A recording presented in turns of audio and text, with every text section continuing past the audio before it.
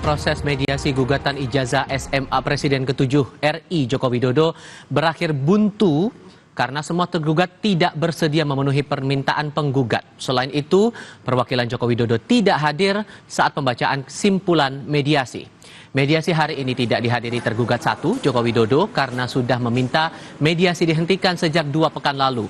Para tergugat bersepakat menolak memenuhi permintaan penggugat karena sejak awal kuasa hukum Jokowi meminta penggugat harus membuktikan dalilnya. Sementara salah satu tergugat, Universitas Gadjah Mada, sepakat dengan penggugat untuk melanjutkan proses ke tahap sidang. Pihak penggugat meminta sidang tidak digelar secara daring dan akan menghadirkan pihak ketiga dalam sidang.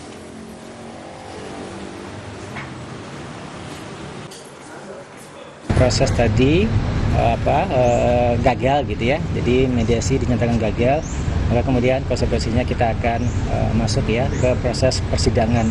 Sidang besok yang pertama kami akan meminta untuk dilakukan secara offline, bahwa kami juga mungkin nanti akan mengundang pihak ketiga, tapi kami sampaikan dulu itu ke media, tapi untuk selebih lanjutnya siapa pihak ketiga itu dan lain sebagainya nanti tunggu sidang di minggu depan. Di tempat berbeda, Pengadilan Negeri Sleman siap menggelar sidang mediasi gugatan perdata ijazah Presiden ke-7 Joko Widodo pada Kamis 22 Mei besok. Gugatan dilayangkan seorang warga Makassar, Komarudin, menggugat 8 pihak mulai dari Rektor UGM, 4 wakil rektor, Dekan Fakultas Kehutanan UGM, Kepala Perpustakaan Fakultas Kehutanan UGM, hingga mantan dosen pembimbing akademik Jokowi semasa kuliah. Sidang akan dipimpin 3 hakim dengan agenda pertama, menginventarisasi berkas-berkas administrasi para pihak terkait. Jika dianggap lengkap, maka sidang dilanjutkan dengan agenda mediasi tertutup. Pihak jurusita telah memanggil kepada para pihak, baik itu pihak rektor dari UGM maupun pembantu rektor sampai dengan Bapak Kasmojo. Dalam gugatan Bapak Kasmojo memang tidak dicantumkan alamatnya, tidak diketahui tempat tinggalnya sampai sekarang itu, sehingga dari majelis hakim memerintahkan kepada jurusita sebagaimana dalam pasal 390 ayat 3 HIR dilakukan secara pemanggilan umum. Kalau sekiranya dari persidangan pertama tersebut setelah hadir semuanya para pihak itu, baik penggugat maupun dari pihak tergugat, para tergugat itu, dengan sendirinya majelis hakim nanti akan membuka untuk forum kepada mediasi. Saya koreksi, penyampaian saya sempat keliru atas gugatan yang dilayangkan seorang warga Makassar. Yang benar adalah Komardin, bukan Komarudin. Kita ke berita lainnya. Sementara itu, Presiden ke-7 Joko Widodo sudah diperiksa Barreskrim Polri kemarin atas laporan tim pembela ulama dan aktivis atas dugaan ijazah palsu. Dalam ruang periksa, Jokowi disambut 2 penyelidik berseragam putih yang langsung memperkenalkan diri dan menjelaskan agenda pemeriksaan. Pemeriksaan itu pun berlangsung selama kurang lebih 1 jam.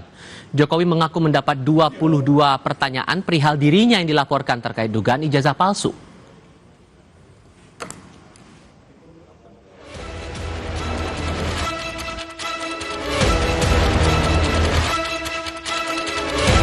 Ribut-ribut soal keaslian ijazah S1 Presiden ke-7 Joko Widodo kian mendekati proses pembuktian dari hasil uji lapor Barreskrim Polri.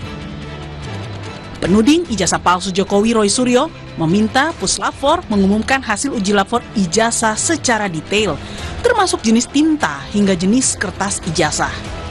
Kalau nanti misalnya tiba-tiba, sekali lagi, tiba-tiba Puslapfor, Barreskrim, itu mengumumkan, ya kita minta umumkan secara detail, secara ilmiah, secara saintifik.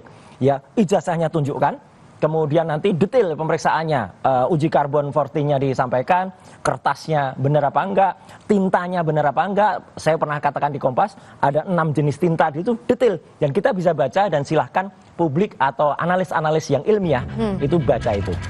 Sementara itu, ahli hukum pidana menilai pembuktian ijazah bisa ditempuh dengan membandingkan ijazah Jokowi dengan teman seangkatan, kesaksian para kolega, hingga ahli yang mampu menguji otentisitas sebuah ijazah. Dari sini baru dipastikan keaslian ijazah Jokowi. Bila palsu, maka pihak yang menggunakannya untuk menjadi pejabat negara bisa dijerat pasal 263 KUHP tentang pemalsuan dokumen.